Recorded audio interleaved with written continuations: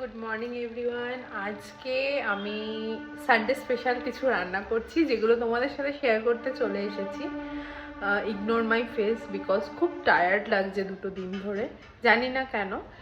তো চলো রেসিপিটা শেয়ার করি। রান্না হচ্ছে চিলি চিকেন আর তার সাথে পোলাও, বাই কম্বাইন হচ্ছে জিনিসটা, বাট দেখা যাক কেমন লাগে খেতে।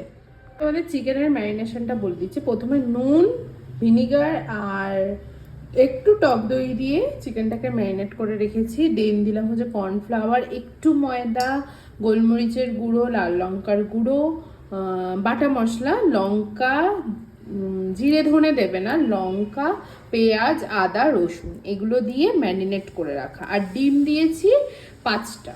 ঠিক আছে, এখানে 1.5 কিলো মতো মাংস আছে, 1.5 কিলোর বেশিও হতে পারে।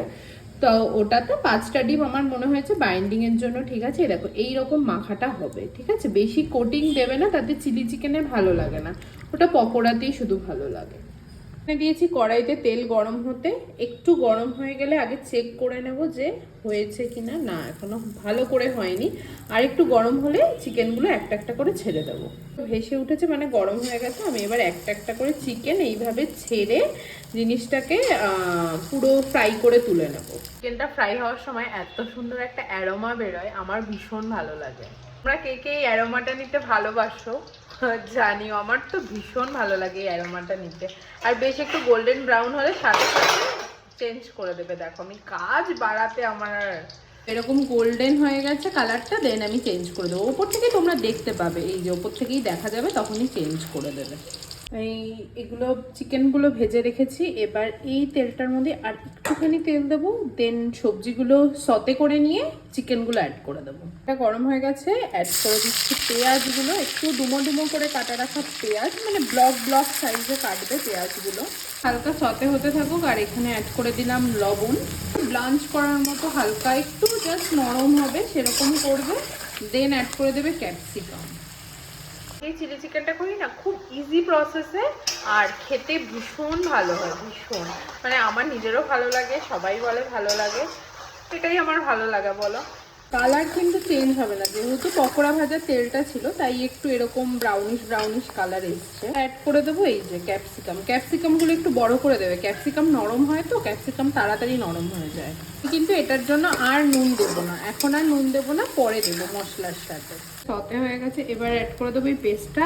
আদা, কাঁচা লঙ্কা, পেঁয়াজ, রসুন সব দিয়ে পেস্টটা করা, টমেটোও দেওয়া আছে। এই পেস্টটাই আমি কিন্তু পকোড়াতেও দিয়েছিলাম।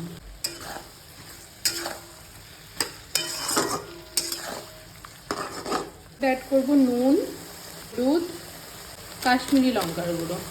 মশলা দেওয়ার পরে কষে গেছে, এবার এর মধ্যে অ্যাড করে দেবো জল, মানে যতটা ঝোল লাগবে সেই হিসাবে জলটা অ্যাড করবে। এটা তো পকোড়াগুলো দেওয়ার পরে ভিজবে, তো ঝোলটা টেনেই নেবে, সেই হিসাবে আমি ঝোলটা অ্যাড করলাম। লাস্টে একটু কর্নফ্লাওয়ার গোলা জল আমি ইউজ করি এটাতে, তাহলে একটু থিকনেসটা আসে। এটাতে অ্যাড করবো টমেটো সস, বেশ অনেকটা টমেটো সস দিতে হবে। তারপরে অ্যাড করব ডার্ক সোয়া সস। সুন্দর ফুটে উঠে সুন্দর গ্রেভিতে পরিণত হয়েছে। ট্রান্সফার করে দেবো এগুলোকে এর মধ্যে, সুন্দর করে ভিজবে। এবার একটু এটাকে মিক্সড করে দেবো।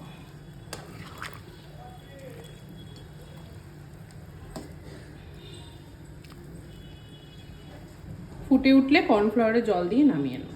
ফুল গ্রেভি রেডি। একটু কর্নফ্লাওয়ারের জল না দিলেও হয়, কিন্তু আমি একটু গাঢ় হওয়ার জন্য একটু কর্নফ্লাওয়ারের জল দিয়ে দেবো। কর্নফ্লাওয়ারটাকে ঠান্ডা জলে গুলে এর মধ্যে দিয়ে দেবে। Chilli chicken complete. এখানে বসিয়ে দেবো পোলাও। এই যে হাঁড়িটা খালি এখনো গরম বসিয়েছি, এখানে চালটা মাখবো জলদি জলদি। এখানে আদা লঙ্কাটা পেস্ট করে নিই, আদা লঙ্কা আর জিরে গুঁড়ো, এই যে জিরে গুঁড়ো এরকম একটু পরিমাণে তোমরা দেবে। ভেজানো ছিল প্রায় 1 ঘন্টা। তার মধ্যে অ্যাড করে দেবো নুন।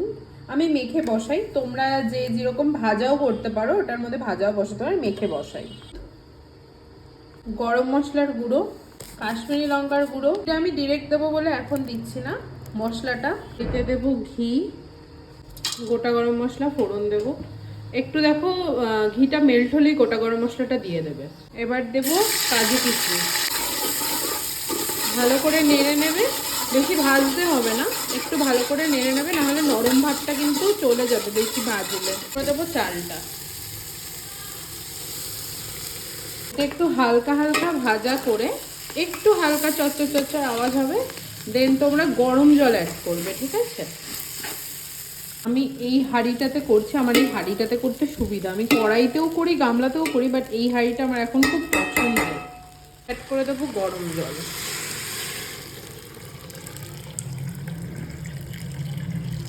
আমি পরিমাণ মতোই জল গরম করেছি, তোমরা যতটা চাল নেবে ততটার থেকে একটু বেশি জল নেবে, বা আঙুল ভিজিয়ে যদি নিতে পারো 1.5 কর।